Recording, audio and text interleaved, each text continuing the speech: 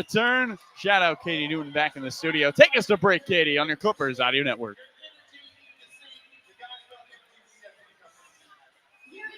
Let's go.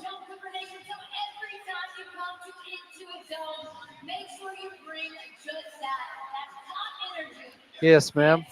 Yeah.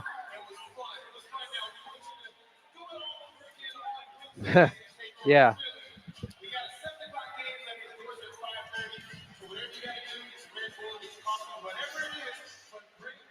How about that, Clipper Nation? There's your first win at Intuit Dome in classic Clippers fashion. Down 26. A lot of people were giving up on them. A lot of doomer stuff on my Twitter at @FollowAdamA. And how about Coach Lou? Y'all want to see Norman Powell or James Harden out there at all times? Guess what was the 5-man lineup that brought them back? KPJ, Chris Dunn, Amir Coffey, Nico Batum, and Ivica Zubac. The same lineup you saw to start the fourth quarter against OKC that had one bad stint, and you wanted to give up on them forever? They've been doing work this season. How about that? San Antonio, 11 of 41 from three. Finally, the three-point shooting didn't kill the Clippers. And Amir Coffey, 21 points, 5 of 6 from three, 8 of 10 from the floor. How about that? We back up, baby. Max Vegas says it. Clippers to the moon.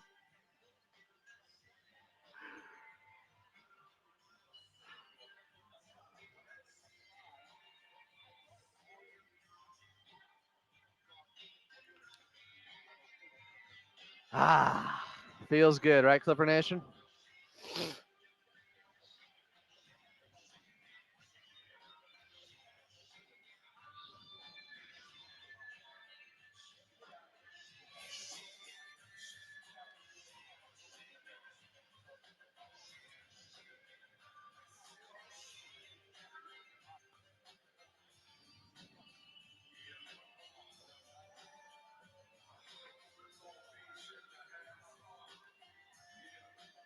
You love to see it.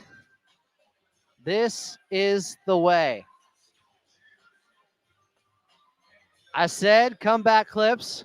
I felt them winning tonight. It happened. First win it into a dome in classic Clippers fashion.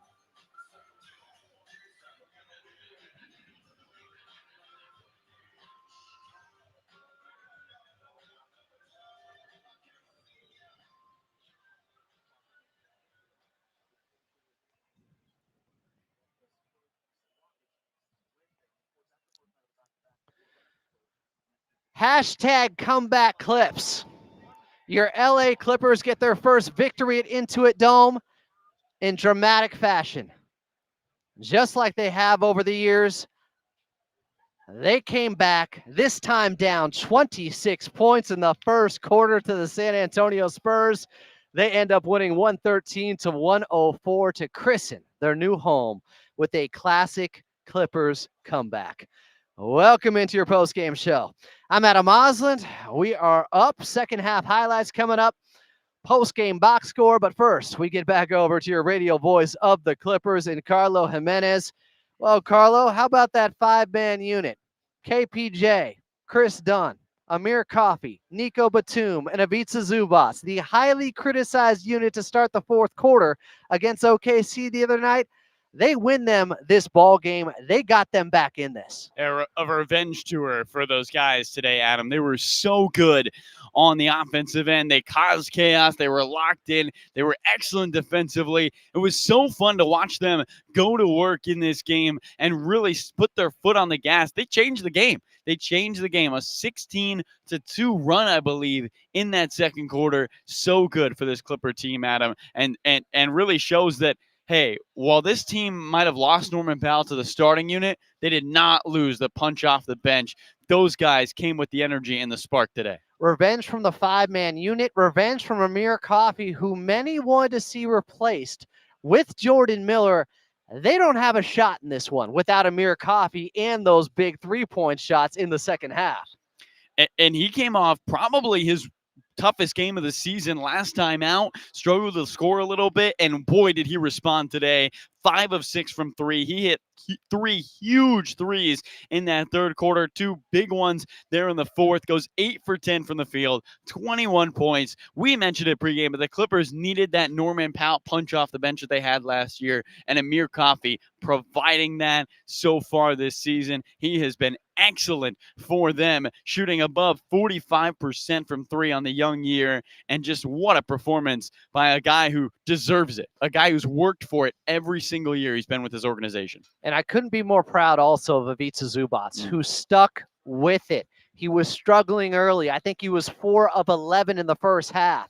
He missed some gimmies. He was being double teamed. He had his shot blocked maybe 3 times by Victor Wembanyama.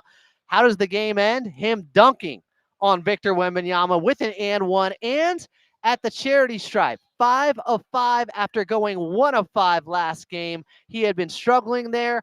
Big Zoo stuck with it, and he helped win this ball game. He really did, and it's all about what you mentioned. He stuck with it. Wembanyama had 9 blocks today. He could have easily said, this isn't working. The guy's blocking me every 4th time I shoot the ball. But the ability to stay with the interior presence on the offensive end keeps the rest of your offense so much more balanced, so much more versatile, and that's why Ivica Zubac had to be aggressive every single time he got the ball. Adam, he finished with over 10 offensive rebounds in this game. The Spurs as a team had 12 offensive rebounds. Big Zoo was excellent for them in this one.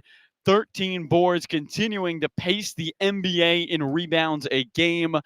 So good, so aggressive, and that is the Zubac the Clippers need. An aggressive Zubac is a good Zubac. And as much as James Harden struggled early on, a big 5-0 run during a stretch where the Clippers needed it in the fourth quarter, including a 4-point play. I believe he missed the free throw. As the Clippers missed, the opportunity for 2 4-point plays in this one with missed free throws? They did. Well, it's all the same because the Clippers come through with a victory, and James Harden found his offense when he needed it most. And for a team that had been struggling late in ball games during crunch time, were they able to avoid a clutch time game? Did they lead by more than 5 in the last 5 minutes after coming back down 26? Remarkable. Felt like a clutch game with the way it was played down the stretch. But yeah, the Clippers never allowed it to get closer than, I believe, 7 in that final 5 minutes of this one, just holding still, not being phased. You talked about it when we were off the air, but when the Clippers fell down 26, well, maybe this is how you turn things around. Maybe it takes a comeback like this to get your season on the right track. A group that's resilient, that fought together, and now comes out with a victory. And I think all the credit in the world, Adam, to Chris Dunn, who played a fantastic 25 minutes today.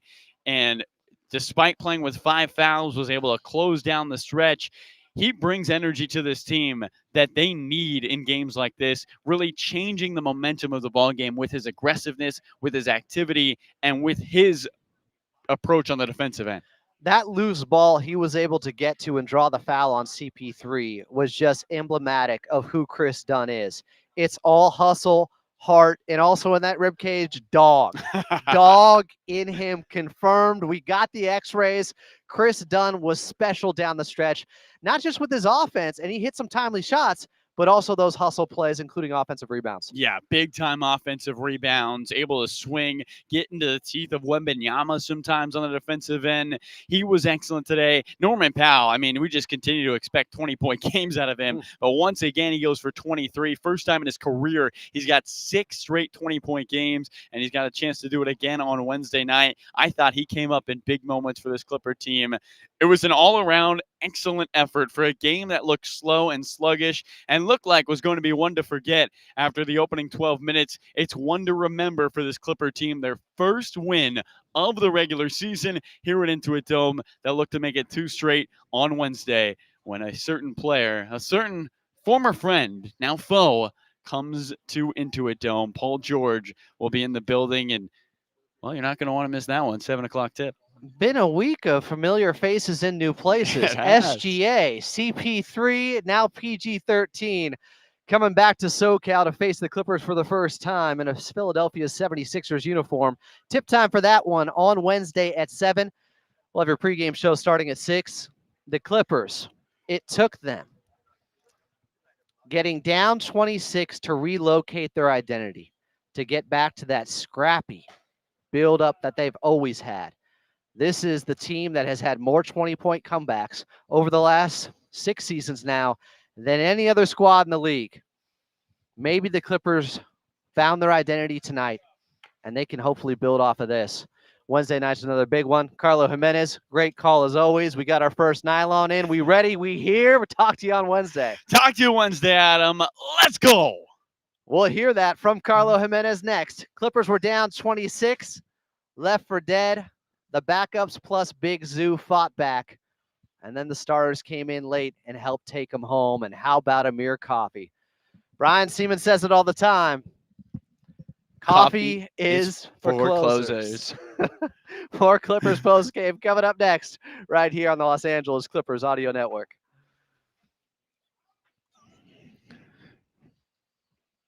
Thanks, Katie. Talk to you later. Never a doubt, boys.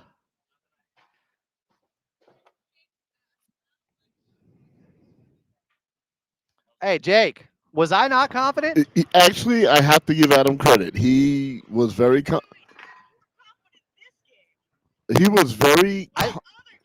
composed, confident, wasn't worried, wasn't scared, none of that. He was actually I said composed. before, right? I made my Jake Big Brother Warner call. You did. You said I'd win today. You did. And yeah, because it doesn't work for me. When they were down big, I didn't give up. I thought, okay, the good news is if they do win this game, this is exactly the type of victory they need to turn the season around. Did I not say that, Big Bro? You said that, man. I heard you. No lies told. No, chat. because no lies told. You know I would call you out if you did. Oh, hell yeah, you would. They're looking for me to slip up. Katie, what are we going with again? Amir third quarter, 3-pointers fourth. How about that? Well, it's going to take some time. I get it off of YouTube now. I'll tell you where.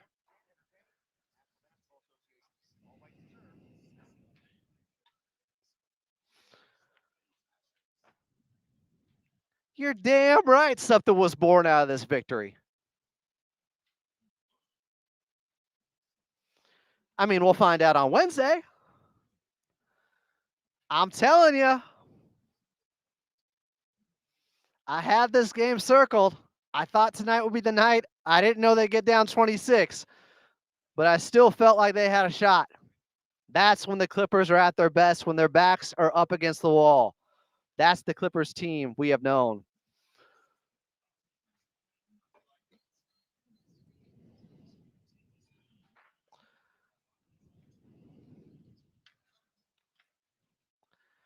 Clippers down 26. Just to come back with a 35-point turnaround and win 113-104 to get their first victory here at Intuit Dome. Clipper Nation, I know you're feeling good after this one. That's how you christen the new building. That's the type of victory this Clippers team has been known for over the years. And they got it. Backs up against the wall, and it brought out the best in this Clippers squad once again. Welcome back in. I'm Adam Oslin. This is your Clippers post-game show. Coming up, we will have Clippers talk on AM 570 LA Sports. 866-987-2570 is the phone number if you'd like to get on.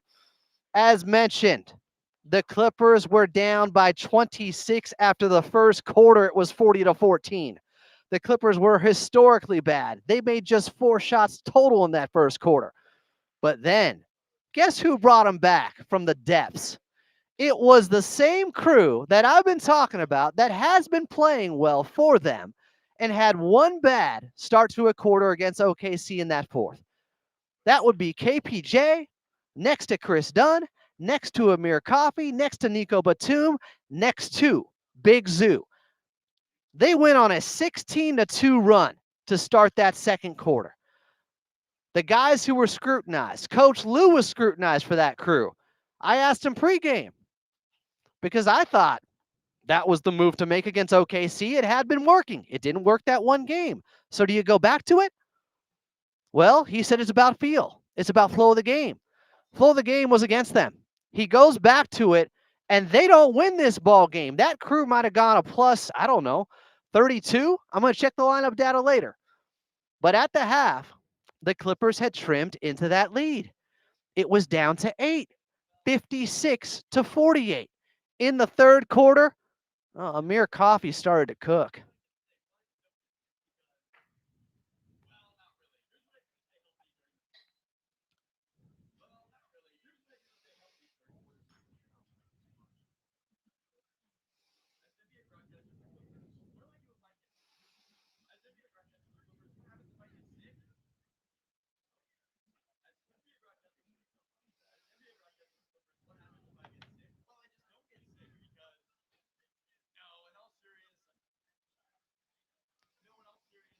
Clippers were down 4 after being down by as many as 26 heading into the fourth quarter.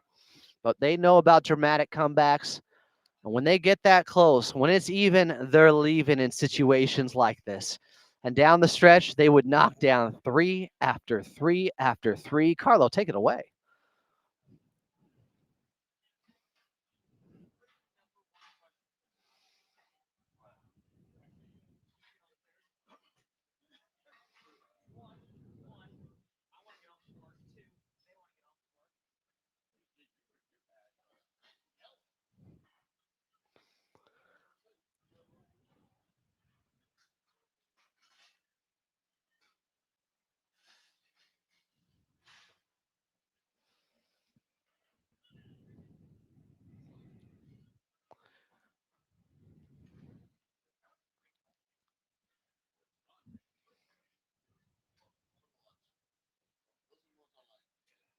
Talk about making waves. The Clippers were wet with it from 3. They end up going 19 of 37 from distance. That is 51% shooting from 3 after they came into this one just shooting 33%. We wondered when they would progress to the mean a little bit, and when the San Antonio Spurs, when they would struggle from distance, it would do them in. They were 11 of 41. 27% from the outside. The Clippers were down 26 here at Intuit Dome, and that's how they get their first victory in this building. Clippers are victorious, 113-104. Coming up next, your final box score right here on the Los Angeles Clippers Audio Network.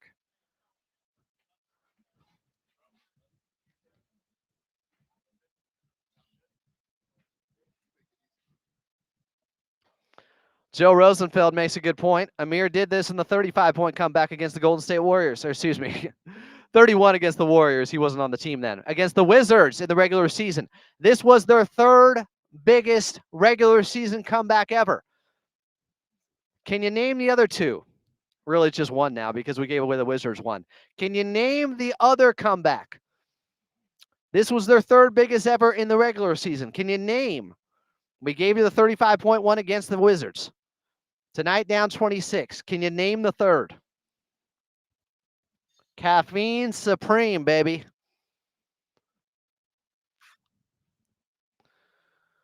Amir Coffey.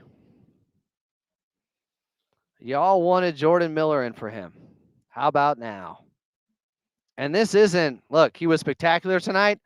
He's been solid to very good this season to start.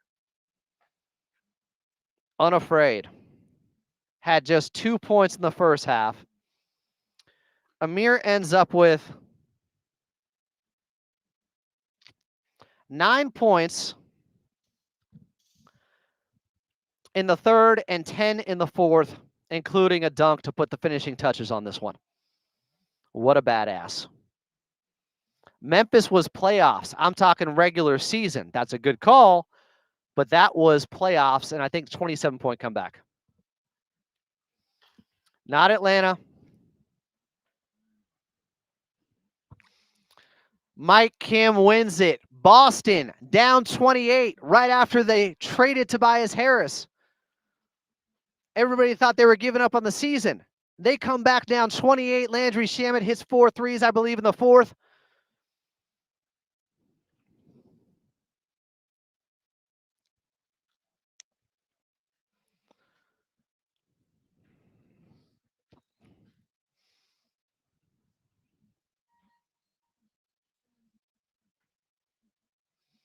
That's not true. All summer I've heard for Amir Coffey. Clippers win 113 to 104, and they come back down 26 to get their first victory here at Intuit Dome. Welcome back in. I'm Adam Osland. How about your Los Angeles Clippers and the comeback Clips rising from the dead? Oh, cue the Undertaker gif. Clippers turn a game around. It's a 35-point turnaround from down 26 to winning by 9. Unreal. Clippers in this one, of course. Big buckets after big buckets from Amir Coffey. 8 of 10, 5 of 6 from 3, 21 points. Chris Dunn, not just the big buckets, the scrappy plays out there. They don't credit him with offensive rebounds. I don't understand that. He had deflections. He caused CP3 to have an offensive foul. Kevin Porter Jr. was solid, won his minutes by 14. It was that 5-man unit that everybody criticized for starting the fourth quarter against OKC that won them this game. Amir, Big Zoo, not giving up. Finishes just 6 of 17, but 17 and 13. 4 assists. He got him going from distance in the second half with some great dimes. When the double would come his way, he found the open shooter. Beautiful basketball from Ivica Zubac. And he stuck with it. Wemby blocked him multiple times. He dunked on Wemby multiple times. You know what you're getting into with Victor Wembanyama. He had 9 blocks.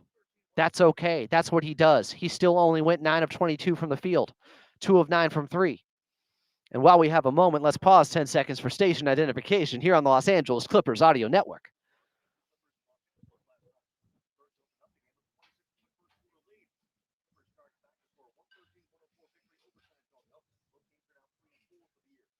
Clippers win in dramatic fashion.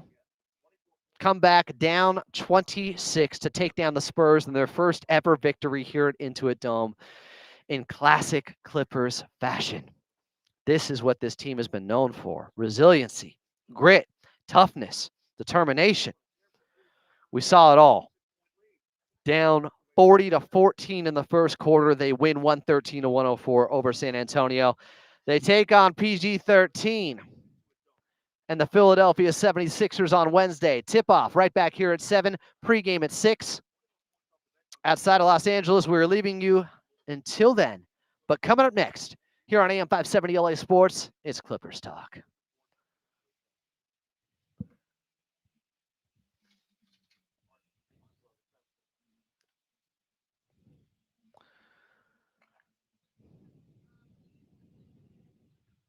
All right. I've been giving Chris Dunn love.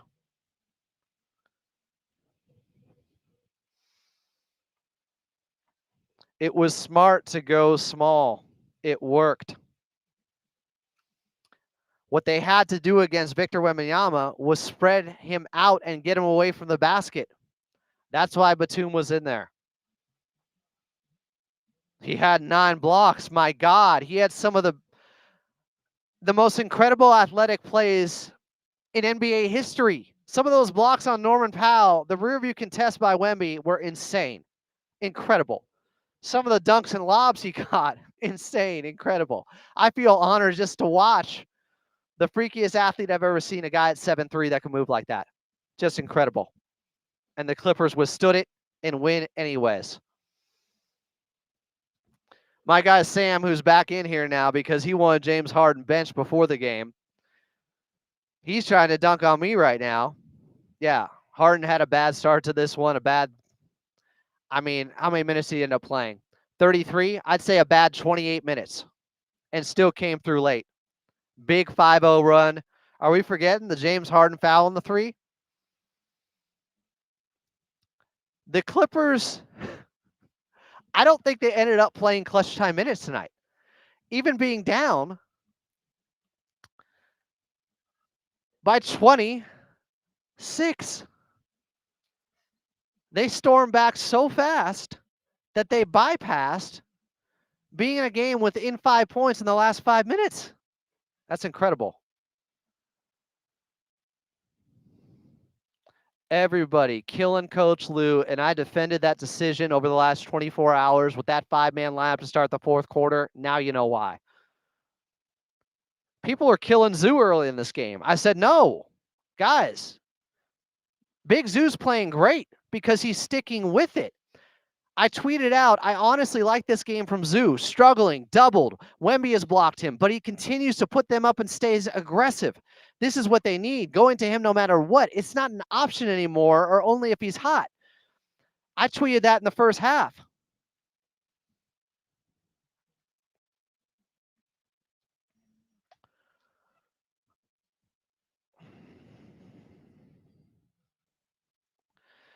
Was something born out of their first victory at Intuit Dome as the Clippers were down 26 to San Antonio in the first quarter. They stormed back to win 113 to 104. Welcome into Clippers Talk. I'm Adam Osland. 866-987-2570. 866-987-2570 is the phone number. Coming up, we will get to your phone calls. We'll hear from Coach Lue post-game. I hope he dunks on everyone like I've been doing about that 5-man lineup that you all thought was nuts, and it's what won them the ball game in this one. The same 5 guys you didn't want to see on the floor to start the fourth quarter against OKC, even though they had already won them 2 games against Golden State, against Denver. He put them in when the going got tough, and they were down 40-14. And what did they do? Go on a 16-2 run to get them right back into this ball game, and it was just an 8-point lead for San Antonio heading into the second half. How about Coach Lue? Is he going to get any credit tonight? I've been giving him credit. I think his coaching has been phenomenal so far this season. The talent disadvantage has hurt them at times. The coaching has not.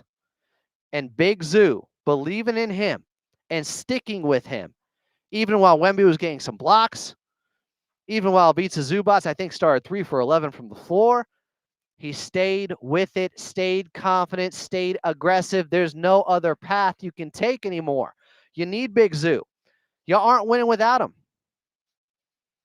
Doesn't mean if you play him 30 minutes, you're always going to win, but you aren't going to win if you don't give Big Zoo the basketball and stick with him. Just a tremendous performance from Ivica Zubac with the resiliency from him that I think may have permeated throughout the team. It can be deflating. Victor Wembanyama's there. You're seeing ghosts. Whether or not he's blocking the shots, you're missing shots because he's already blocked one. He covers half the court. He had 9 blocks, maybe 3 against Zubac, and he kept coming and had an and one dunk on Wemby at the end. He dunked on him twice. Big Zoo's soft? What? I don't want to hear any of that. Big Zoo showed the heart of a lion tonight. What a comeback.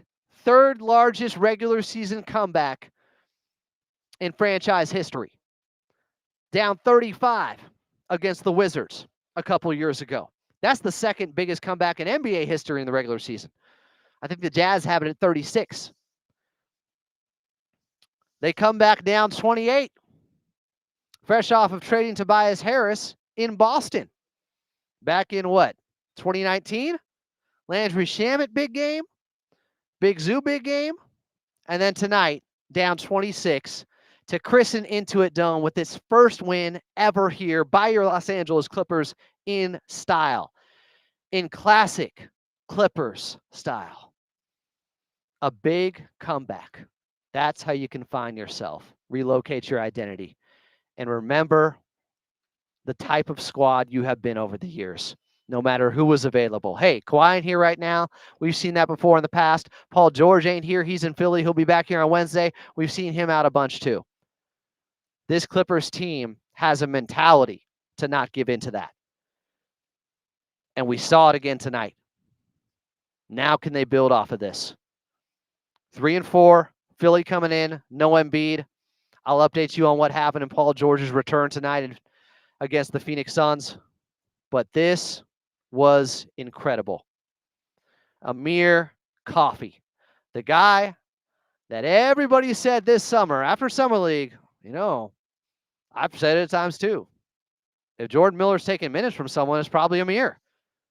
I don't think so. Amir said, no. I'm too valuable to what this team needs now. Amir Coffey with 5 threes on 5 of 6 shooting from 3 in the second half. Amir Coffey with the big steal and slam at the end to put the icing on this one. Amir Coffey with great defense. And that 5-man lineup, I told you it was doing work. I told you it was an outlier what happened against OKC. And everybody getting on Coach Lue for that, him being asked, how can you not stagger James Harden and Norman Powell at all times? Guess what? The lineup that got him back in this one didn't have Norm, didn't have James Harden. They still came through in the fourth. But to get back into this ball game, they did it with backups and Big Zoo. Just absolute grit and determination by this Clippers team tonight to get their first ever victory here at Intuit Dome. When they were DOA, dead on arrival to start, and had one of the worst first quarters I had seen by this ball club. And we've seen some bad ones. I thought we were heading towards a 51-point loss, like against Dallas to start off the 2020-2021 year. It looked that bad. But I said off air, this may be the perfect position for the Clippers to be in, because this is when they find themselves. And if they come back and win this game, they may start rolling. They may realize the type of team that they have been, can be, and will be. A team that does not give in, does not quit. Nobody's had more 20-point comebacks the last 6 seasons than this squad. Nobody. Couldn't be more proud of this group. Coach Lue, Chris Dunn, big play after big play. Batum had his moments. KPJ had his moments. I mean, Amir Coffey, though, a plus 34. In a game they were down 36. I want to see that 5-man lineup data. I'll get it for you in a little bit. But I just want to tip my cap to this squad for not giving in and not laying down when they could have. I had a ton of tweets coming my way saying, OKC is getting the first pick in the draft. They're capturing the flag. That's all I heard in the first quarter. People clowning the Clippers. Hell, I said it was an embarrassing first quarter. It was. It wasn't just offense. Their defense was lifeless too. They were not good enough there. They were getting beat in the non-Wemby minutes. This team didn't have it. It felt like a matinee start. No more of those, please. And for the most part, they had been starting quarters well so far this season. It had been the second halves that had doomed them. It completely turns around, and they actually execute down the stretch in this one beautifully, to perfection.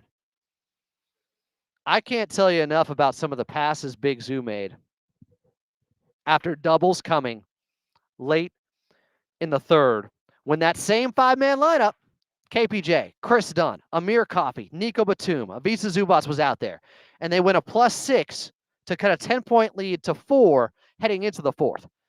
Ivica Zubac found a cutting KPJ for a dunk, then found Amir Coffey to get him going from 3 out of a double. When the doubles came, he started to find the open man.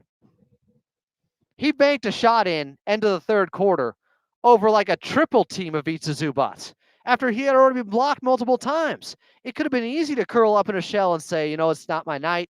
They're packing the paint. Wemby's there. No, he kept coming. He kept battling. That's what they need from him. And what he needs is the basketball from his teammates and to have that faith in him. It's 86-82 heading into the fourth.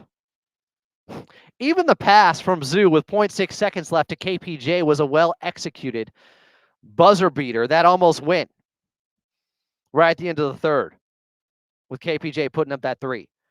You could see it. The execution was coming. But then Mamu, I think that's his nickname. I'm not going to even attempt to pronounce it. His name hit a 3 to start the fourth. So they're down 7. Norm has a layup going to his right. KPJ had a bad one-legged fadeaway. Dunn missed a floater. Wemby had a really bad lob that turned into a Norm Powell steal. But then a Norm three-pointer made it 91-87, back down by 4, early fourth quarter. Then they get a shot clock violation on San Antonio. But Wemby blocks Amir on a fadeaway. I can believe it, but he got to his fadeaway shot, and I don't know how he did it. Wemby is the 8th wonder of the world if it's not Intuit Dome. But then the Clippers get a stop. KPJ with a really bad pass to Ivica Zubac underneath the basket, a fastball turnover, but Norm got it right back. Timeout, Coach Lou. It's still 91-87, but a Wemby steal on Norm right out of the timeout. But then good defense, Zoo on CP3 created a steal. He had multiple possessions where Chris Paul tried to take him out to deep water, and Ivica Zubac locked him up. He got 0 separation.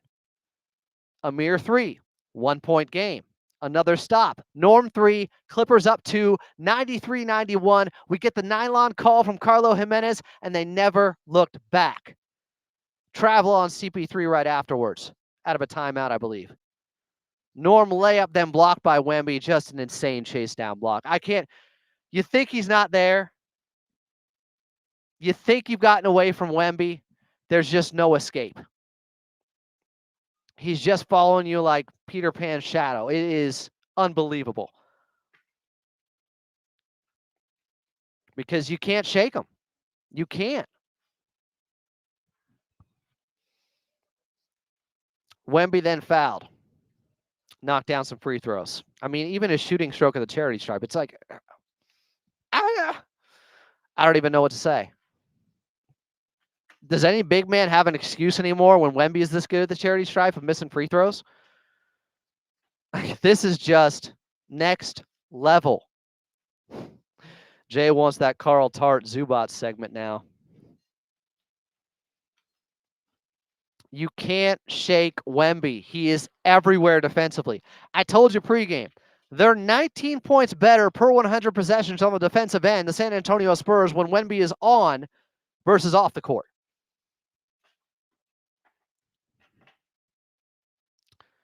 Harden comes back in. It's a tie game at 93. Your lineup now is Harden, Dunn, Amir, Zoo, Powell. Last 6:45. Amir three-pointer. His 5th. Clippers have their largest lead. Wemby misses. Harden kick out. Dunn 3.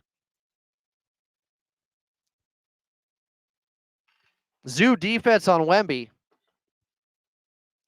He had a remarkable possession where Wemby was short on a shot from about 10 feet out. And then big Zoo dunked on Victor Wembanyama and got the and one. Defense to offense. One individual doing this. Just a hell of a game by Ivica Zubac. Putting haters in a body bag. I can't believe some of the stuff he had to deal with the amount of guys who were fronting him, trying to stop him from getting the basketball, then double teams, triple teams, or just Victor Wembanyama waiting.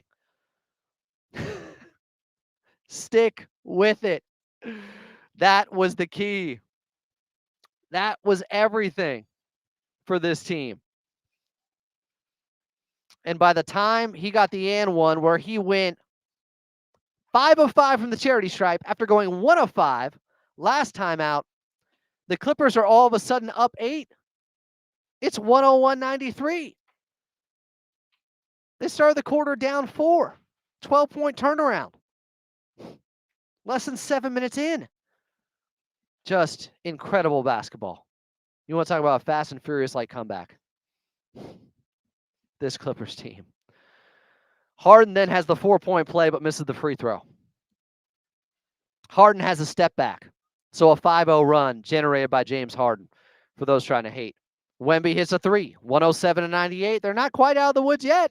There's too much time left. There would be a bad possession. Zoo lost the ball. But then the effort by Chris Dunn to get it back to the Clippers, it would not amount to a bucket. Chris Dunn would end up missing a floater eventually. But he got it back off diving for the basketball, where CP3 had an offensive foul. Awesome. They're both scrambling for it. Foul on CP3. Chris Dunn out working dudes. And then late, I love the move. About a minute left. Zubac was gassed. You need more switchability to stop threes from going down. Because San Antonio's down 7. Bring in Nico. More switching. CP3 misses a 3. Dunn gets fouled, goes to the line. And Amir has the steal and dunk late to put this one away. Poetic. 112. 102.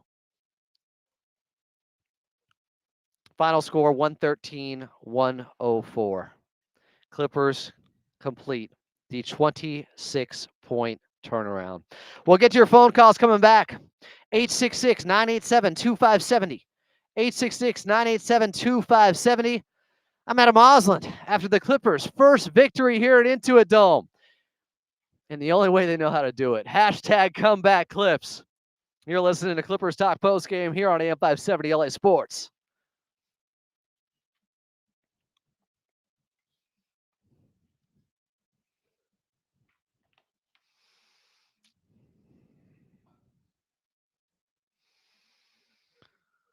Oh, proud of the squad, guys.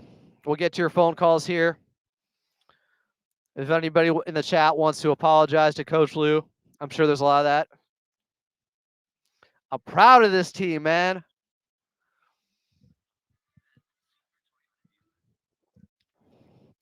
Perfect type of victory to start things off here at Intuit Dome. I'm not saying I'm happy they lost their first 4, but I'm saying this was the perfect type of victory. Katie, what time are we going till? Right on.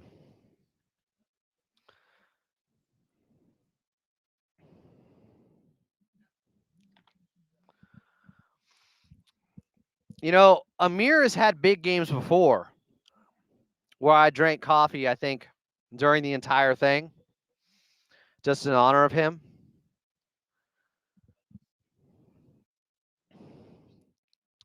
No coach is perfect, Jay. Don't make perfect the enemy of good or great in this case. Coach Lou is a top 3, top 5 coach in this league. They cut the turnovers more so than just in half. They had 22 last game, 10 in this one.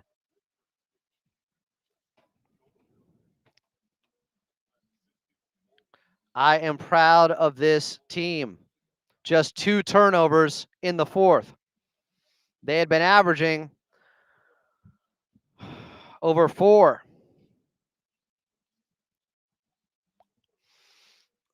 Yeah. Hey, Terrence, man, I don't know. He's still looking hesitant out there, guys. And if you had to replace him with Chris Dunn and Amir Coffey, that's what you got to do.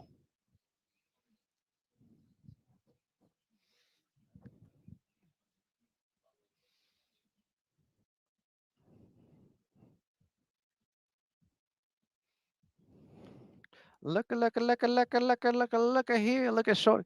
Clippers. Look at the comeback. Down 26. First quarter. They come through and win 113-104 over San Antonio to get their first ever victory here at Intuit Dome. Welcome back into your Clippers post-game show. I'm Adam Osland, taking you till 11 o'clock Pacific time. If you're on the chat side, at Clippers Talk on the YouTube, appreciate you. Yeah, Coach Lou is a top 3 coach in the league. Guys, every year he gets voted the best in-game adjuster by his peers, other people who coach, people in the front office. You think you know more than them? He had some masterful rotations in this one, including not giving in to the angry mob about his 5-man lineup that had been good, but wasn't in one stint last game against OKC to start the 4th quarter. Did Coach Lou panic and go away from it tonight? No, he didn't go away from it. That lineup won them the damn game. That's coaching. That's sticking to your gut and the analytics. I told you that lineup was good and had been. And Victor Wembanyama still almost had a quadruple double. My God. Clippers withstand it and get the victory. Oh, this was a fun one, Clipper Nation. First ever here at Intuit Dome. Let's go to the phones, man. We got Tejas and Walnut. Tejas, you're on Clippers Talk with Adam Oslin.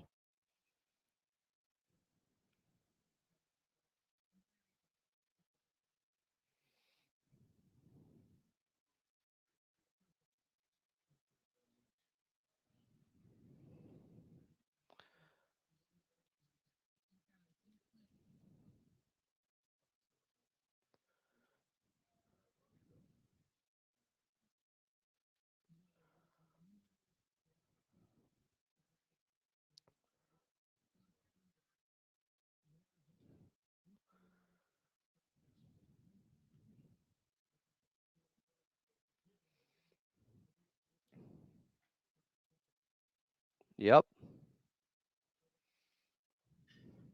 No, keep going, Tejas. I'm agreeing with you. That was a big moment.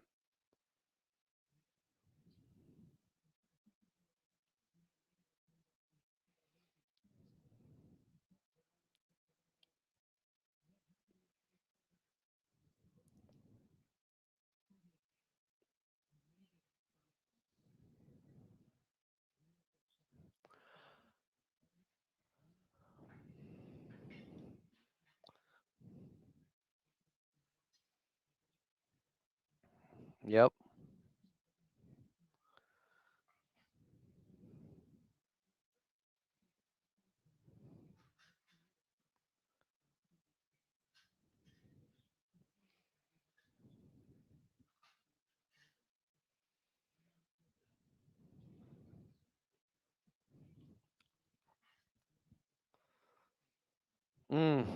I love that.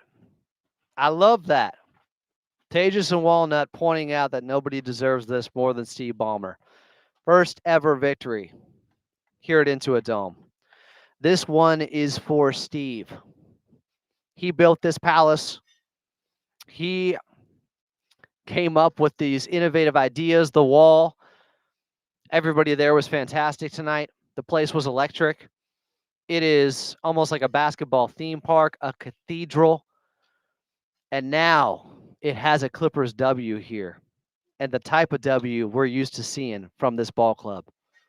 These gritty Clippers wins. These comeback Clips wins. Again, if you didn't hear it earlier, since the 97-98 season, this is the third biggest regular season comeback in franchise history. Fourth biggest total. No, fifth. Because they've had a playoff comeback down 27 and a playoff comeback down 31. The resolve is special. Ray said it in the chat. Thank you, Steve. The wall was chanting Ballmer.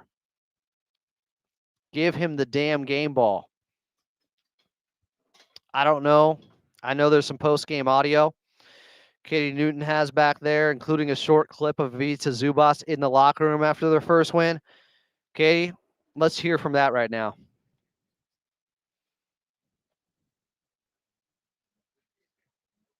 Big Zoo.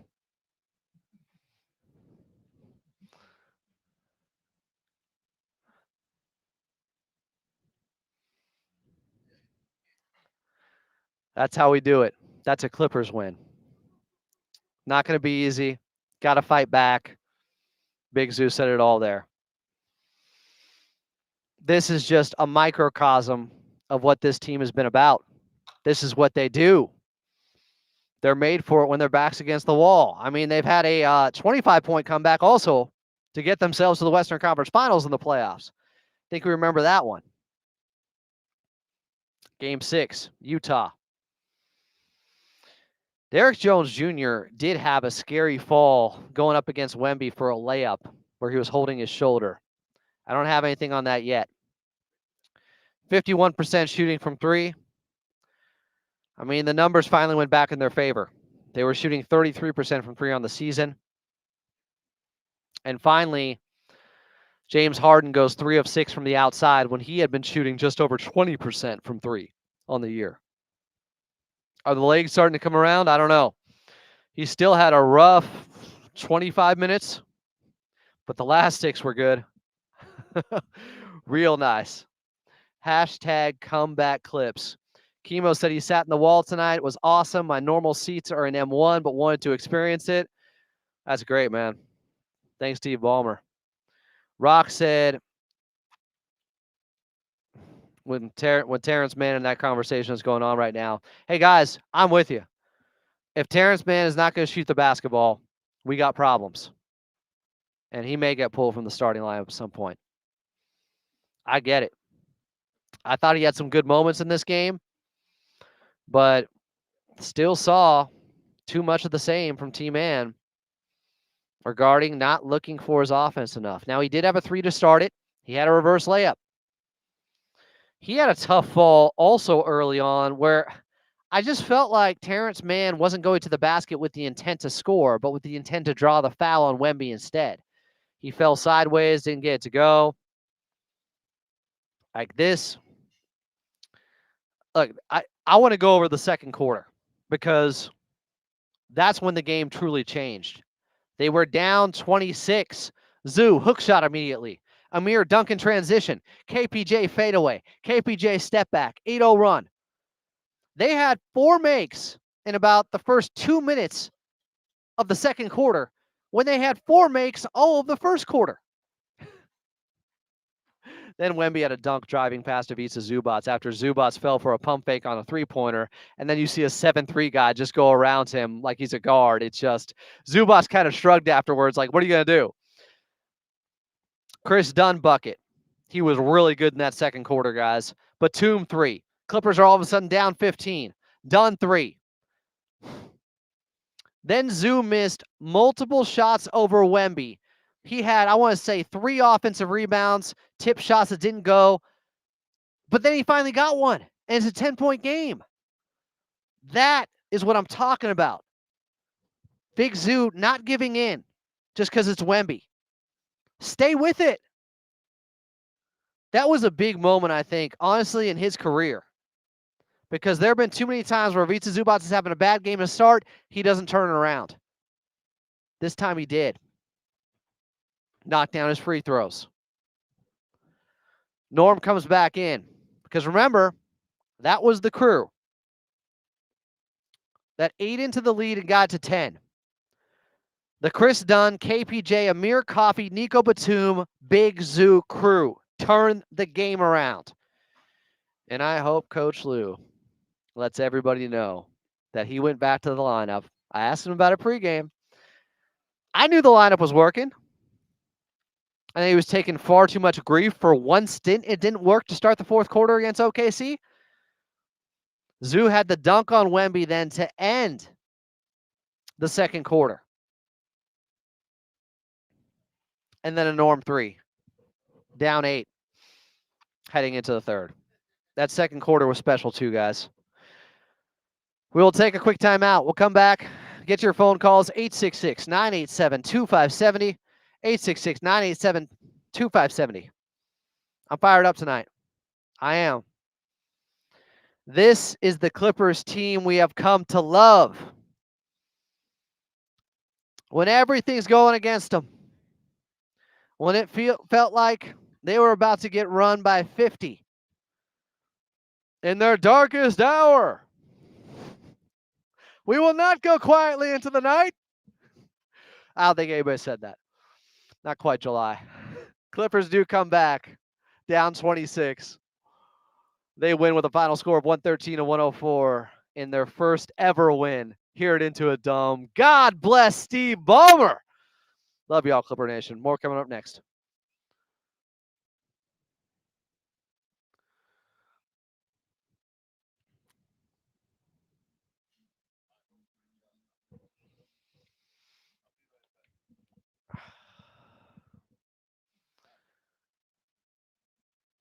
So KPJ led them in assists, huh? How about that? Was that? Okay. KPJ, who Coach Lou said was passing the ball better, had 7 assists. Katie, can you call Will Updike? Sorry, I told you they're a little bit late.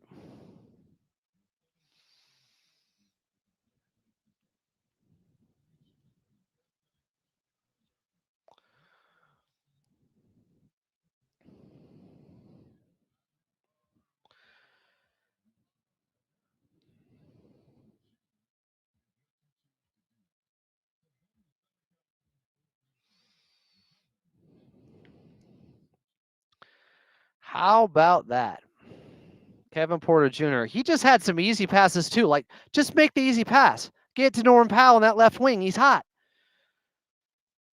He was making the game easier and simpler for himself. John McClain is back in here. Yippee-ki-yay, Adam. You better head to the bathroom and get them. I can't even. Guys, I will go to the bathroom before I leave this time. I promise. I ain't doing no more DoorDash. I'm trying to live right, okay? Whether it's Dunn or Amir Coffey, if man ain't taking shots, I get it. I understand it. It's time. If man is not taking shots and shying away, then I'm sorry somebody else is got to be in the starting lineup. We'll see. Thanks, Katie.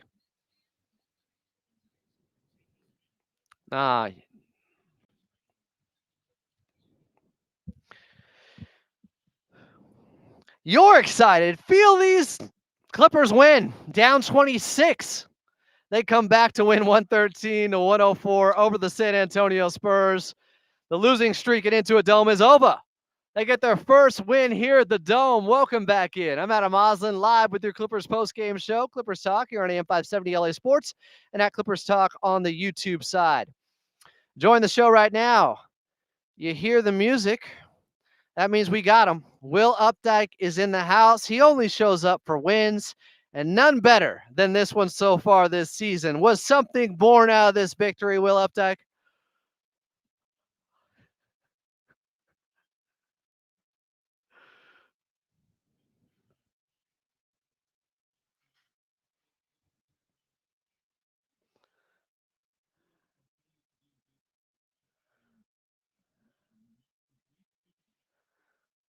I said at the half, I love the game from Ivica Zubac. Even when we started off, I think 11 or 4 of 11, because the aggressiveness was still there. He wasn't being deterred by the fact that Wemby had blocked him a couple of times. He kept coming. I mean, he had a hook shot over the double team in the second half, might have been a triple team, and then he dunked on Wemby multiple times in the game. Like, just stay confident, and the team was confident in him too. I couldn't be more proud of Big Zoo and Amir Coffey.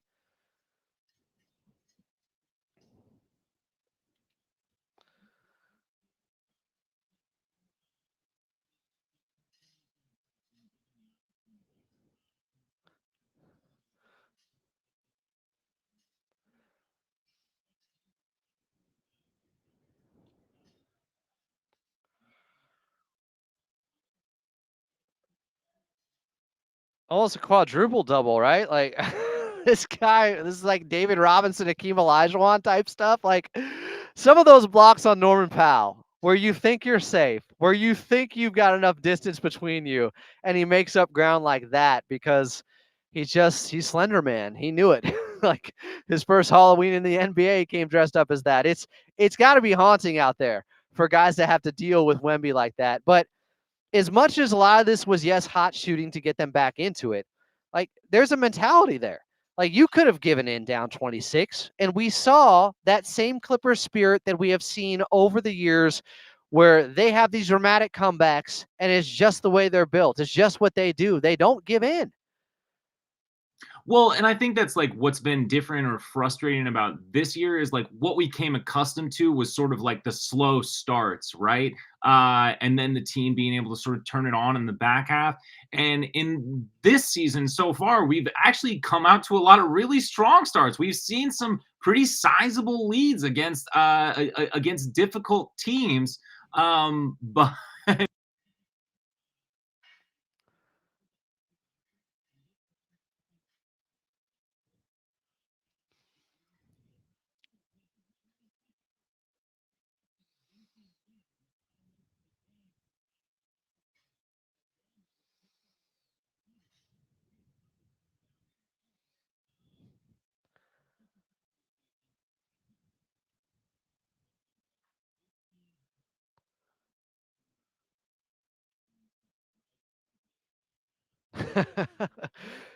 Hey, you pointed this out before anyone this season, Will.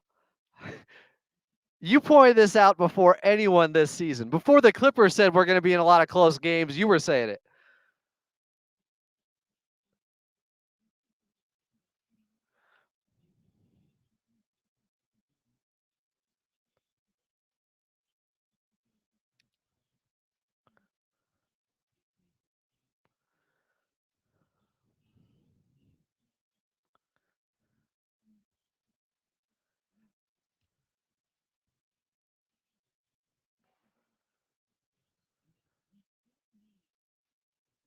from the bench to come through in sort of a big way. And this time it was Amir Coffey, but this team has always embraced sort of a next man up sort of mentality. So it's nothing new. But it is just one of those things that you're going to have to keep your eye on. And this was also a bit of an anomaly because as good as the Clippers have been rebounding, this was what team that they did not have an advantage against. And that is one of those things where this could have turned into a very ugly loss because the Clippers improved rebounding with Ivica Zubac being, I believe, the leading rebounder in the NBA right now, has kept them in a lot of games. It's able to mitigate some of their issues, certainly get them extra opportunities on the offensive end and help clean things up on the defensive end. So when that margin also gets slimmed down, things are going to get a little tricky. But I like the composure in this one to be able to pull through. Yeah, and I'm surprised so far this season just how good they've been rebounding wise. Rebounding percentage, they've been top 5 so far. Ivica Zubac did have 10 offensive rebounds. Of course, a lot of those were off his own missed shots in this game, but I'm fine with that. It's not going to be perfect all the time. You got to battle. You got to go through it. I mean, the way they were packing the paint against him with what OKC did the other night, and they couldn't even make a post entry to Ivica Zubac to get him the ball when guys like Alex Caruso were on him. I will take a game like tonight because San Antonio has some beef. They got some guys guarding the moat, and it's not just Victor Wembanyama. So he was either getting doubled or Victor Wembanyama single coverage with guys shading over. And he just played through it the entire time. Didn't get too overly frustrated when he got off to a bad start. Somebody, though, that people are talking about in this one, you brought him up for a second with Terrence Mann. They are calling for him to be out of the starting lineup. And you know what? I can't keep defending it if he's going to turn down shots. Like last game, there was a moment where Ivica Zubac told him to shoot the basketball after he wouldn't shoot it on possession. There are multiple times where he's not looking at the rim. I was watching him today, and some of that maybe because of Wemby, but it's been happening throughout the 7 games so far. Like I don't know where you're at with this. Obviously, they're 3-4. Do you want to make wholesale changes? Do you want to make a move that big to take out Terrence Mann? Is that really going to help his confidence? But on the other hand, they got to win games. So I kind of get it if he's not going to take shots, Will. I mean, I see both arguments. Like on one hand, like the margins are incredibly slim for this team. You know, like I just said, we got to get baseline performance out of the starting 5 at the very least, and we got to have an outlier bench performance. So I don't think that Terrence Mann is necessarily actively losing us games right now. I do think that if you're calling for Terrence Mann to be removed from the starting lineup, I hear you. I would say look at the minutes breakdowns and look at the way the rotations have been running. And tonight, like, how is it necessarily any different if he is the starter or he's not the starter when you look at how those minutes actually broke down? And I think if you look at the closing lineups across the entirety of this season, things have leaned a little bit more towards other players who are more willing to take shots or who have a hot hand, and Ty Lue is keeping them on the floor. So that is the thing. I totally understand both sides of the argument. At 3-4, I still don't know. Like, there's still so many kind of new moving pieces within this system that, and I also, I guess I just conceptually, I know we don't do full 5-out changes, but conceptually, I guess I do have issues in removing Coffey from some of those bench minutes because he is needed in those. So, like, again, you could still, you could insert him into the starting lineup and switch the minutes rotations that way. But I would say for anybody who's like really concerned about Terrence Mann remaining in the starting lineup despite some of his hesitancy to shoot, I would go ahead and stress you to look at some of those rotations, because clearly when it's not working, it's not like Ty Lue is giving Terrence a whole lot of slack. Like he's not in closing lineups for the most part. Yeah, outside of I think 2 games, he hasn't been in closing lineups. So maybe both were against Phoenix, where he's pretty good against Devin Booker. So it makes a lot of sense. But I like what you're saying too. I think we get too hung up on starters and bench. if Chris Dunn's still getting more minutes than him, if Amir Coffey's still getting more minutes than him, what does it matter? How much is it really hurting them? Because outside of tonight, believe it or not, the starters have been very good in the first 8 minutes of games. Third quarters, they hadn't been. Brian Seaman brought this up pregame.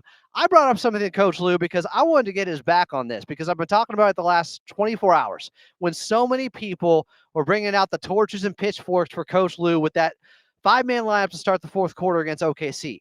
OKC didn't have SGA out there, and he went with the same 5-man lineup that had been really good and won them 2 games against Golden State, against Denver, and it was KPJ, Chris Dunn, Amir Coffey, Nico Batum, and Ivica Zubac. Coming out of last weekend when they swept the road trip, they were a plus 10 in 14 minutes.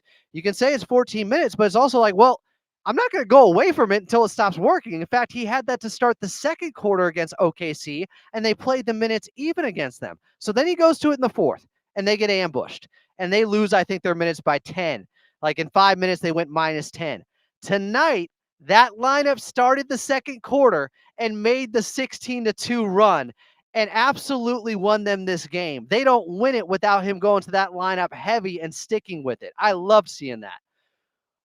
Well, and I mean that's the thing too is like you can't have too much of a hair trigger with some of these things. Like we still, while we don't have a lot of margin for error, we still don't have a full sample size. And I think in that situation, especially against OKC, like you know that you're going to need your best guys to bookend this. Like you know that this is going to be a close game. There's no way around that. Obviously, it didn't necessarily end up that way because of that massive deficit. But I like that thought process isn't so like alien to me that I'm like, what the hell is he thinking? You know what I mean? Like that to me doesn't it doesn't like it.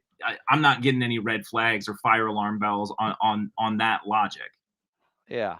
I kind of tried to, I don't know, get his back pregame with the question I asked. It was a little bit leading because he got frustrated when he was asked about not having Norm or not having James Harden on the court to start that fourth quarter. And I was thinking, wait a second, guys, he's been doing this and it's been working. It doesn't work in one stint, and now you're killing him about it. And tonight they win the game without those 2 guys on the court. Those are the guys that brought him back. They might have gone like plus 25 or something like that. That lineup, I'm going to check the lineup data in a little bit, but I'm happy to see him. I don't think he needs to be vindicated or validated or anything like that. But I'm glad that it wasn't so reactionary that, oh, it doesn't work for one stint. Everybody's getting on me, and now I'm going to go away from it, when in fact it ended up winning them the game tonight. So I think his coaching has been really good so far this season, and there's not much you can complain about there. It's a talent deficit that the Clippers have been at for the most part that has come back to bite them in late game execution. Tonight, just 2 turnovers in the fourth quarter when I think they had 14 combined the last 2 fourth quarters. Like, it has been absolutely brutal. He is Will Updike of Clips and Dip. I think we got a show coming up tomorrow for you guys as well. Will, thanks for joining me for a little Clips and Double Dip after the Clippers' 26-point comeback on San Antonio, their first ever victory here at Intuit Dome. Absolutely, my pleasure. I think I'm going to be coming on a lot more. I'm sensing a win streak. I don't know. Call me crazy. But thanks so much for having me, and I'll talk to you soon. It may be our year. He is Will Updike. Loved having that. More of your phone calls coming up next. Final segment, 866-987-2570, 866-987-2570. Clippers come back in dramatic fashion. Heard that before. But now they do it at Intuit Dome. Clipper Nation, more Clippers talk right after this on your Los Angeles Clippers audio network at AM 570 LA Sports.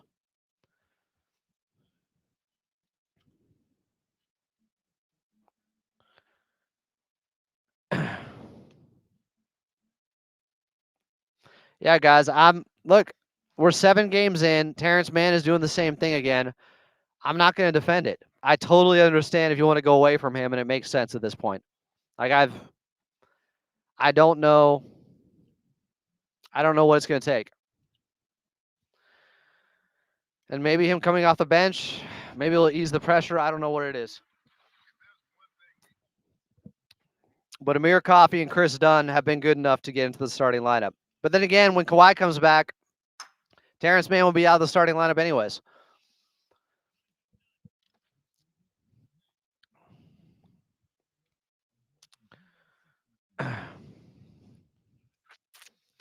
Coach Lou has done a great job with the things he can control. his team turning it over and some of these head-scratching turnovers, that ain't coaching. That's sloppy basketball, lackadaisical, lack of intensity basketball. They got their intensity and a fire lit underneath them down 26 finally.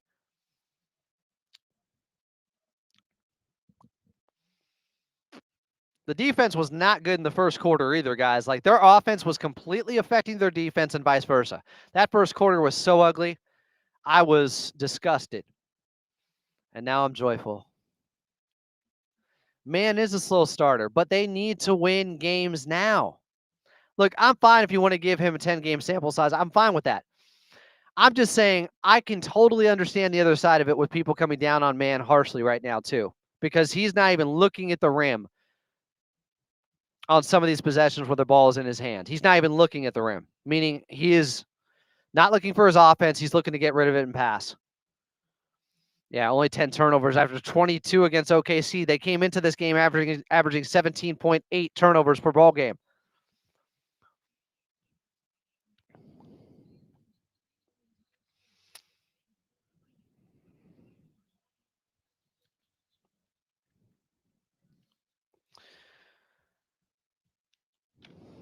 Amir Coffey goes 5 of 6 from 3. Had 21 points. And the dunk with some icing on it at the end. And the Clippers are able to come back down 26 against the San Antonio Spurs. They've had 2 26-point comebacks without Kawhi Leonard. April versus the Cavaliers. Of course, Paul George was in that game, and I think he crossed over Evan Mobley with the game winner. And then tonight versus the Spurs. They won't have Kawhi on Wednesday. They won't have Paul George. He'll be playing against them with Philadelphia back in this building. Well, for the first time for him, Clipper Nation back in this building at Intuit Dome. Tip time Wednesday night, 7 p.m., 6 p.m. is your pregame show. Clippers are 3-4. Look, it is one game. I understand. You want to say it's one game? I'm going to say the Clippers relocated their identity and remembered how they have to play with grit, determination, toughness, and a high basketball IQ when they had to have it. When they had to be crisp. Just 2 turnovers in the fourth quarter. You live with that all day. I mean, they pulled away in an unreal fashion.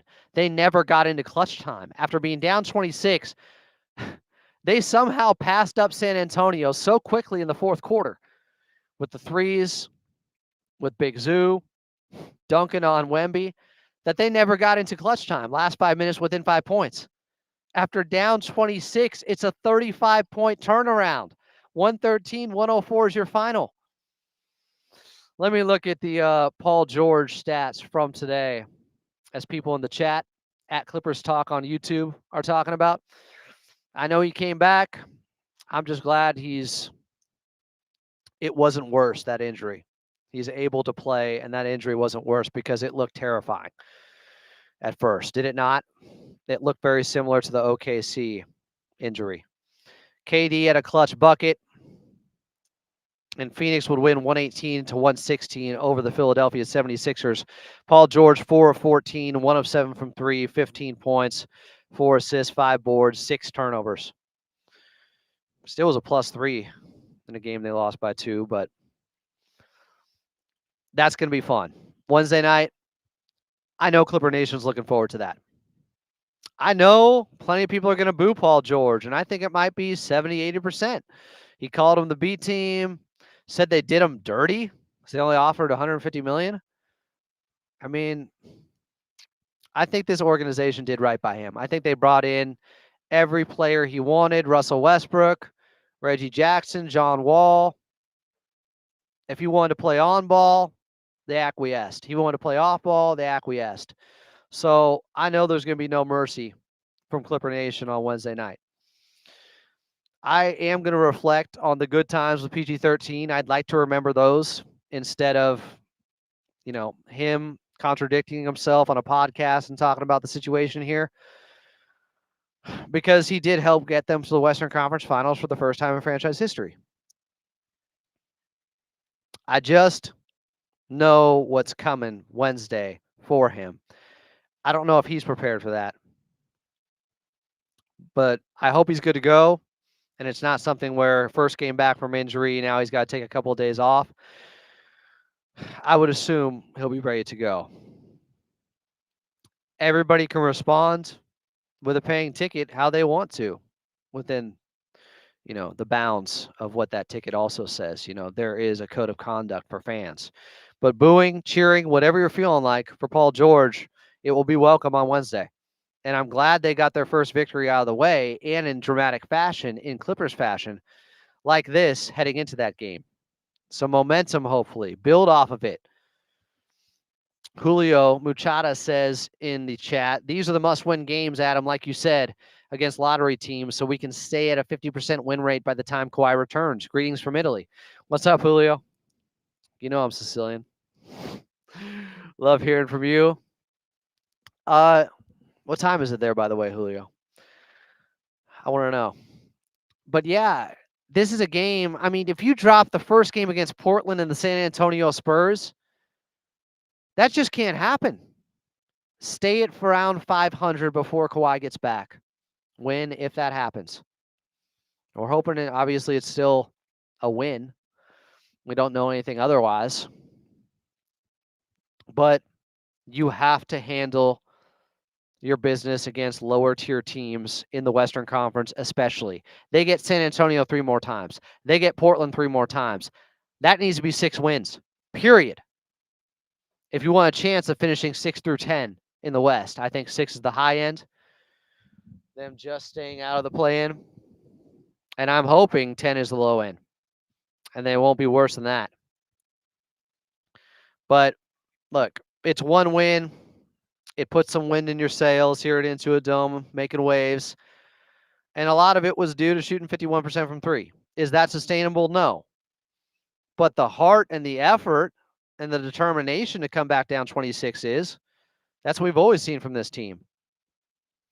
So I'm proud of the effort, and I'm proud of Big Zoo not giving up when you could crumble going up against Wemby and having your shot blocked like that. When nobody else can get to those blocks and Wemby can, that has to be demoralizing and deflating. And instead, Big Zoo came back, and he dunked on him multiple times. That was the highlight of the game to me. Big Zoo dunks. That Norman Powell 3 with the nylon from Carlo, our first of the season. Chris Dunn unleashing the dog in him against CP3, going for that loose ball, foul on Chris Paul. That's the type of stuff I love seeing. And yeah, the Clippers also need to make sure they stay in front of the Houston Rockets. So OKC, at the end of the year, takes the lower pick between the 2 pick swaps, and hopefully Houston's is the better pick in the draft, meaning that's the one OKC will want to take over the Clippers so they can hold on to their first-round pick. Zachary said he chatted with my guy Dime at the half and wanted to say we were going to win, but I've done that every game so far. So glad I was wrong. Let's build off this. Something has to be born tonight. You guys know me. I don't like to toot my own horn or pat myself on the back, but I did come into this one and tell Big Brother Jake, hey, I'm making a Big Brother Jake like level guarantee that the Clippers win tonight. Did it look good when they were down 26? No. I look like a fool. But I did point out that if they can come back and win this game, it's exactly the type of win they need to build off of. This is who they are. This is who they've always been. You count them out, they come back on you.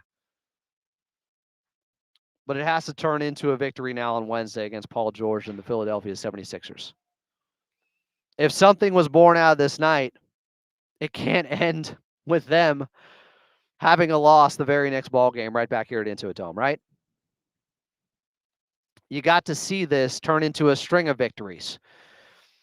At least 2 in a row before they head out on the road. Establish yourself in your new home now.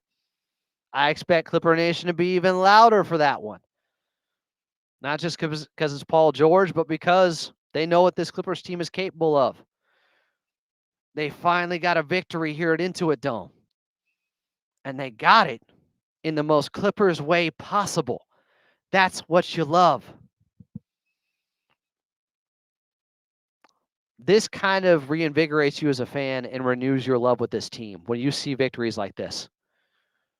This is what it's about. Clippers overcoming odds, grinding, finding a way. Amir Coffey, he was on his way to a 21-point night. 9 in the third, 10 points in the fourth. Big Zoo just battling in an absolute war with Wemby. And it was won by Big Zoo late. Wemby can have his 9 blocks. He still went 9 of 22, 2 of 9 from 3. He had 13 boards. It doesn't matter. Big Zoo got the W and continued to push this team forward and was on the floor when they made that big run in the second quarter to get them right back in it right away. You're down 40-14. They win the second quarter 34-16. They win the ball game 113-104 to get their first ever win here at Intuit Dome. What a night, Clipper Nation. We'll remember this one. History was made. There's much more to be done, but first ever victory here at Intuit Dome. Historic. And the Clippers do so in typical Clippers fashion. Before we get out of here, I do want to thank the Clippers organization, Steve Ballmer. God bless Steve Ballmer. This one's for Steve Ballmer. He built this home for the Clippers when they have never had one. Big thanks to Ralph Lawler, Brian Seaman, Noah Eagle, Carlo Jimenez on the call, Big Brother Jake Warner in the house, head engineer, Katie Newton, our producer, back in the bank. Clippers Talk After Dark. You know that's happening in about 45 minutes. We'll talk to you then. Love you all.